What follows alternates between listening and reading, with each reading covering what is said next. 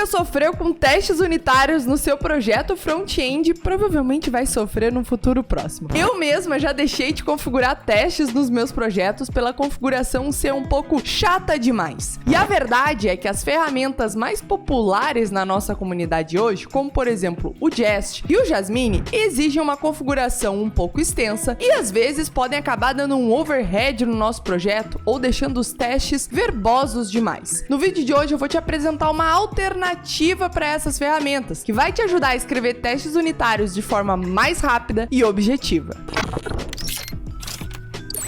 Então, para que a gente escreva os nossos testes unitários de uma forma mais rápida, a gente vai utilizar uma biblioteca bem interessante, que é o Poku. O Poku, ele é um test runner, assim como o Jest, por exemplo, que foi criado para que a gente consiga escrever testes unitários de uma forma fácil no ambiente de Node, BAM ou Dino. Só que a diferença do Poku para outras ferramentas de teste que a gente já está acostumado é que essa biblioteca foi criada justamente pensando em simplificar o processo de escrita de testes unitários. Então ele é como se fosse uma biblioteca mais lightweighted, né? Mais leve, que tem ali só as coisas realmente essenciais para tu escrever um teste unitário e evitar um overhead desnecessário de configuração e de ferramentas. Então a gente pode dizer que essa biblioteca é uma biblioteca mais minimalista e direto ao ponto. E aqui na própria documentação do Poku, a gente já encontra um comparativo com outras ferramentas de teste, como é o caso do Jest, o Vitest e o Mocha com Chai. E aqui a gente já consegue ver, né, que ele apresenta uma performance 4 vezes mais rápida que o Jest, 3 vezes mais rápido que o Vitest e 1 vez mais rápido que o Mocha. Por quê? Porque justamente por ser uma biblioteca mais leve, né, por ter menos funcionalidades, menos ferramentas, isso faz com que ela seja uma biblioteca bem mais performática, porque ela não vai exigir aquela configuração extensa no nosso projeto. A gente não vai precisar ficar criando aqueles arquivos de configuração, adicionando um monte de add-on no nosso projeto para que os testes funcionem. A gente só precisa instalar o Poku, escrever o nosso teste unitário e rodar. Sem mais, nem menos, ela é bem objetiva e bem minimalista, como é a proposta da própria ferramenta. E aí eu quero fazer um comparativo rápido aqui para vocês entre o Jest e o Jasmine, que são duas bibliotecas de teste que eu estava bem acostumada, né? O Jasmine ele para o mundo do Angular e o Jest para o mundo do React, só para vocês entenderem bem claro as diferenças. O Poku ele vai ter uma sintaxe mais clara, ele vai ser bem mais simples de configurar e ele é bem mais performático que essas duas ferramentas. Porém, ele possui poucos plugins e o ecossistema dele é bem pequeno. Então eu recomendaria o uso do Poku em projetos ali de pequeno a médio porte, onde a gente precisa escrever teste unitário rápido e não precisa ali de tantos add-ons, né, de tantos plugins. Já o Jest, por outro lado, ele é uma ferramenta muito rica em recursos. Então, por exemplo, a gente tem ali a disponibilidade da parte de coverage, que é bem robusta no Jest, tem várias ferramentas para a gente controlar esse coverage. Também tem a parte de comparação de snapshot, que é bem interessante também e é muito útil para alguns front-ends específicos que precisam fazer esses testes de snapshot e vários outros add-ons para trabalhar com frameworks de desenvolvimento front-end, como é o caso do próprio React ou do Angular. Mas, como eu mencionei, o Jest pode acabar sendo um overhead, ou seja, uma coisa desnecessária para projetos um pouco menores, porque às vezes tu adiciona ali o Jest é como se fosse uma bazuca para matar uma mosca. Tu queria só escrever alguns testes para testar tua lógica, né, tua regra de negócio, e tu acaba adicionando todos aqueles recursos que o Jest traz junto com ele, e isso acaba deixando teus testes um pouco mais lentos. Então eu já mexi em projetos front-end que utilizavam o Jest e os testes unitários demoravam uns 10, 15 minutos para executar lá na pipeline, o que eu achava demorado demais. Já o Jasmine também é uma ferramenta super completa com vários recursos e ela é a ferramenta padrão nos projetos Angular, junto com o Karma, o que facilita bastante para quem trabalha com o Angular. Mas o problema do Jasmine é que ele tem um setup muito pesado, então a gente precisa configurar muita coisa para ele funcionar e adicionar várias coisas no nosso projeto também, e ele acaba sendo um pouco verboso demais. Então se tu compara um teste unitário ali escrito em Jasmine com um teste unitário escrito em Poku, tu vai ver que a sintaxe do Poku é bem mais clara, bem mais direta ao ponto. Então a ideia por trás do Poku é justamente a gente se concentrar ali na eficiência e na simplicidade no momento de escrever os nossos testes unitários. E eles deixam isso bem claro aqui na seção noção de filosofia da documentação. Então ele remove complexidades desnecessárias que algumas ferramentas têm e nos traz, né, essa essência do JavaScript de volta. Inclusive, uma coisa que eu acho muito legal é a forma como a gente pode lidar com os testes assíncronos aqui no Poku, que em outras ferramentas não é nada fácil, não é nada usual lidar ali com testes assíncronos, e aqui no Poku eles deixam super parecido como é no próprio JavaScript, o que eu acho o máximo. E por se guiar aqui como as coisas são feitas no JavaScript, é por isso que a gente consegue usar o Poku em qualquer projeto JS também. Então eles não se propõem a substituir as ferramentas que existem, eles se propõem a ser uma alternativa. E nem sempre vai ser a alternativa mais leve ou mais rápida. Embora isso seja aqui um benefício de utilizar a ferramenta hoje, o que eles focam mesmo é a simplicidade e a eficiência no momento ali de escrever os testes, sem precisar ficar aprendendo uma sintaxe super extensa de uma biblioteca. É só tu saber JavaScript que tu basicamente já vai saber usar o Poku. E agora que eu já expliquei tudo isso pra vocês, bora ver um exemplo. Eu criei uma aplicação super simples aqui no Angular pra gente usar como base para escrever os nossos testes unitários, que é basicamente um validador de agendamento de pet shop.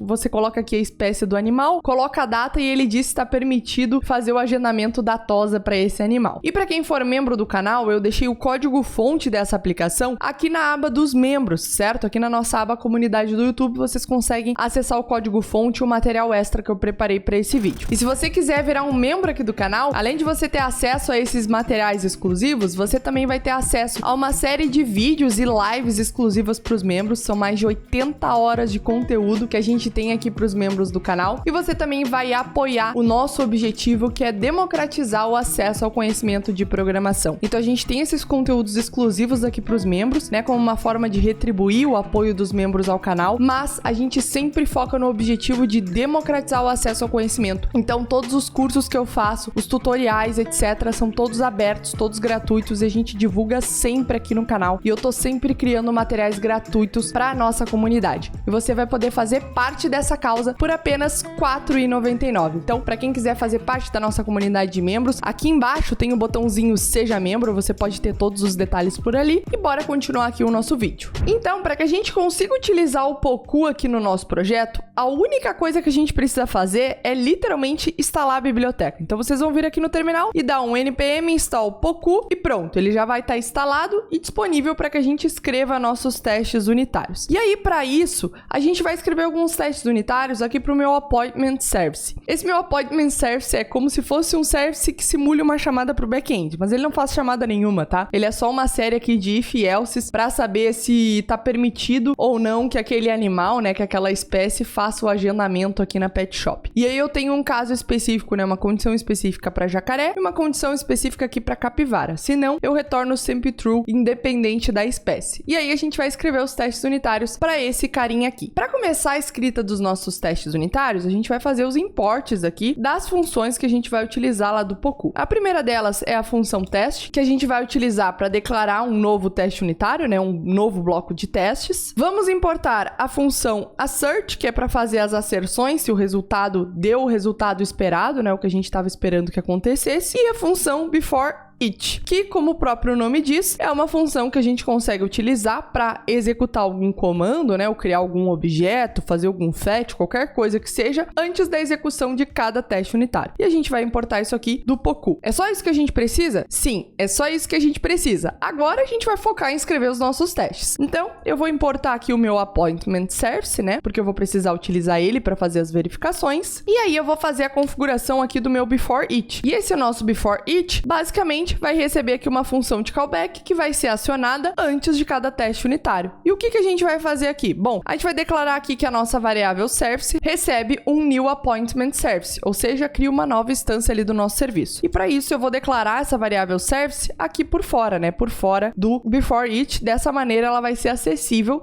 em cada um dos nossos testes unitários. E agora, para escrever o nosso bloco de teste, o que a gente vai fazer? A gente vai abrir aqui um teste e então a gente vai colocar um nome para esse nosso teste, né, um título do que ele está testando, o que ele representa, e em seguida a gente passa uma função de callback, que é a função que literalmente executa o teste e as validações dele. Então, o primeiro teste que a gente vai fazer é, né, se ele permite, então permite o agendamento de cachorro, né? E aqui como é que a gente vai validar isso? A gente vai fazer o seguinte, vamos salvar o nosso resultado salvando service.validateAppointment, passando uma data e passando a espécie, né, como sendo o cachorro. E então eu quero fazer a verificação, vou fazer um assert, né, que o valor do resultado .allowed é true.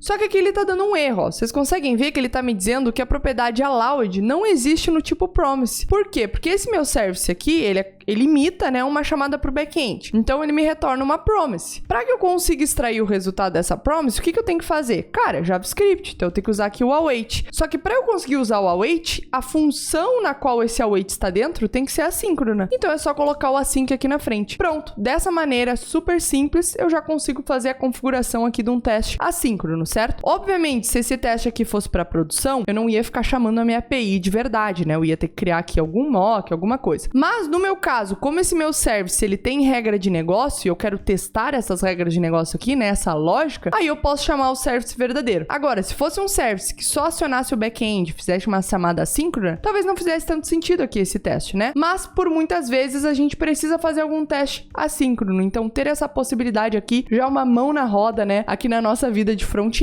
Então, eu limpei aqui meu terminal, que eu tava fazendo uns testes antes, e agora a gente vai executar esse teste unitário para ver se ele tá funcionando. E como é que a gente testa, né? Como é que a gente executa aqui os testes no Poku? Cara, é super simples também. npx Poku. Pronto. Só colocar isso no terminal, dar um enter e ele vai rodar meu teste. E ele já me disse aqui, ó, permite o agendamento cachorro, passou, né? Tá verdinho aqui, tá tudo certo. Perfeito, vou escrever mais testes então. Agora eu vou testar se ele permite o agendamento de jacaré que contenha a permissão do IBAMA, certo? Vou colocar aqui IBAMA maiúsculo. Então aqui eu vou passar como jacaré, a espécie, e aqui eu vou colocar como true, né? True é um terceiro parâmetro aqui que a gente pode passar para essa nossa função de validateAppointment, que indica se aquele animal tem autorização ou não do IBAMA. Aqui eu tô dizendo que true. Então, ele tem que dar tudo certo aqui com o agendamento do meu jacaré. Vamos executar. Beleza, tá passando, tá tudo certo. Vamos criar um outro teste agora, que vai ser que ele não pode permitir, então não permite o agendamento de jacaré que não contenha permissão do IBAMA. Agora eu vou trocar para false. Se eu tentar executar esse teste aqui, ele vai falhar. Por quê? Porque agora o meu resultado esperado não é mais true, né? Agora eu sei que ele vai ter que retornar aqui um allowed como false. Então aqui eu tenho que trocar para false. E eu posso, inclusive, fazer também um assert equal da reason, né? Que é o outro parâmetro retornado aqui, ó. Ele me retorna sempre um allowed e uma reason. E eu posso validar se essa reason é a resposta de necessária autorização de IBAMA para jacarés, que é o que eu retorno aqui caso dê o problema com o jacaré. Então eu executo aqui, faço a verificação tanto da string quanto aqui do booleano e ele me retornou sucesso. Agora a gente vai adicionar um último caso aqui de teste que são para as minhas capivaras. Então ele não deve permitir o agendamento de capivara que esteja em período reprodutivo. Para capivara eu não preciso passar aqui esse terceiro parâmetro, né? Para ela não importa a autorização do IBAMA, não faz parte ali da nossa regra, da nossa lógica, certo? Mas o que importa aqui é a data. Então, aqui para capivara, eu vou colocar que ela tem que estar entre os meses 9 e 11, que é o mês 10 aqui, que é o período reprodutivo da capivara. E aqui ele vai ter que me retornar como false, certo? Só que o reason agora vai ser diferente. Vai ser esse daqui, ó. A capivara não pode ser agendada na época de reprodução. Então, vamos ter que trocar aqui, substituir a verificação. Vamos executar. Provavelmente vai dar tudo certo, mas deu errado. Deixa eu ver o que houve aqui. Ele me retornou true e eu esperava false. Ah, é justamente porque eu pensei aqui o contrário, né? Porque o mês é o último parâmetro aqui, né? Eu tava olhando pro do meio, mas na verdade o mês é o último. Eu tô passando aqui o mês de janeiro. Se eu trocar agora pro mês 10, né, e tentar executar de novo, agora é para ele passar. Beleza, agora tá passando todos os nossos testes. E aí vamos fazer uma verificação também pro caso true da capivara, né? A gente pode fazer, que justamente aqui vai ser no mês 1, né, o mês de janeiro. Agora a resposta tem que ser true e eu tenho que tirar essa validação aqui do assert equal. Se a gente executar isso aqui de novo, né, ele vai passar todos os nossos testes unitários. E aqui a gente levou o quê? 5 minutos para configurar o Poku no nosso projeto e já escrever todos os nossos test cases. Então, a ideia aqui de eficiência é realmente real. E aí, galera, só pra gente finalizar aqui com umas últimas dicas, o ideal é que quando a gente instale o Poku na nossa aplicação, a gente instale como uma dependência de desenvolvimento. Então, aquela hora eu fiz o npm install Poku, mas o correto seria npm install -d Poku, né, pra indicar que é uma dependência de desenvolvimento e ela ficar listada aqui nas nossas dev dependencies. Dessa maneira, quando a gente for fazer o build do nosso projeto e levar ele pra produção, essa biblioteca de testes não é incluída no nosso build final, né, até porque não faz sentido. Lá em produção, o nosso aplicativo aplicação não vai estar rodando testes, ela vai rodar testes ali só na nossa pipeline de CI/CD, localmente, etc. E aí, outro ponto super interessante é como fazer os testes unitários aqui para questões assíncronas, como a gente pode utilizar também algumas outras ferramentas, como por exemplo o skip, que é para pular algum teste unitário, o to do aqui, que são testes unitários futuros, né, que a gente quer escrever, o only, que é para rodar somente um teste unitário, caso a gente queira. A gente pode trabalhar aqui também com o describe em volta dos nossos testes, para criar ali todo um case de testes, e aí dentro desse case eu teria os meus testes unitários unicamente, né? Então aqui na documentação do Poku, a gente encontra como fazer cada uma dessas coisas, certo? Como utilizar da melhor forma, seguindo as melhores práticas. E uma coisa que vocês vão perceber aqui é que tudo é seguindo o padrão JavaScript. Então aqui a gente não precisa aprender sintaxe nova, não precisa se preocupar em passar horas estudando uma nova ferramenta, porque é uma ferramenta, como eu disse, simples pra gente começar, certo? E que é pautada ali na ideia de seguir a essência do JavaScript. Então, quem conhece JavaScript vai tirar isso aqui de letra e vai conseguir escrever seus testes unitários aqui, ó, muito rápido. E galera, sabe qual é a parte mais legal do Poku? É que ela foi criada por um brasileiro, o Wesley Araújo, que inclusive faz parte aqui da nossa comunidade e já patrocinou o nosso Hackathon ano passado, ajudando com os prêmios aí pra galera. Então, olhem pra essa ferramenta, olhem pra essa biblioteca, como ela é foda,